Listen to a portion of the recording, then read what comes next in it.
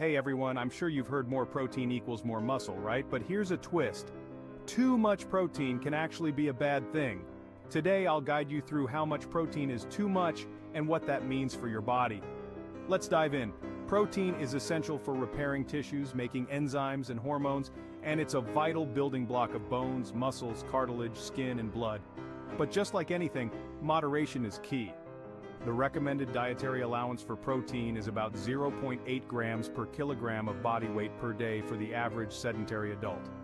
That's roughly 56 grams for men and 46 grams for women. But if you're thinking of doubling or tripling your intake, you might want to think again. When you consume too much protein, your body can't store it like it does fats or carbohydrates. Excess protein can strain your kidneys as they work overtime to filter out the surplus. Long-term, this can lead to kidney damage or dysfunction. Moreover, overloading on protein often means you're cutting out other essential nutrients. These nutrients come from fruits, vegetables, and grains, which are often replaced by protein sources in high-protein diets. Missing out on these can lead to nutritional deficiencies. For those of you who are active or trying to build muscle, the story changes a bit. Yes, you do need more protein, but not as much as you might think.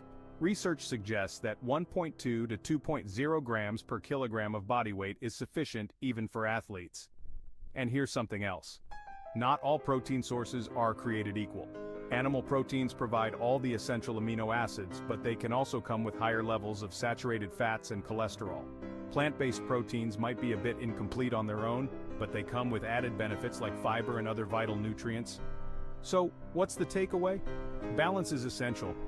A high-protein diet isn't inherently bad, but it needs to be balanced with other nutrients to ensure you're not only building muscle, but also keeping your body functioning optimally. If you're unsure about your protein intake, it might be a good idea to consult a nutritionist. They can provide guidance based on your individual health needs and fitness goals.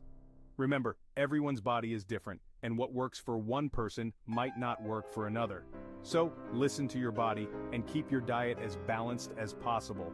Thanks for watching, and I'll see you in the next one.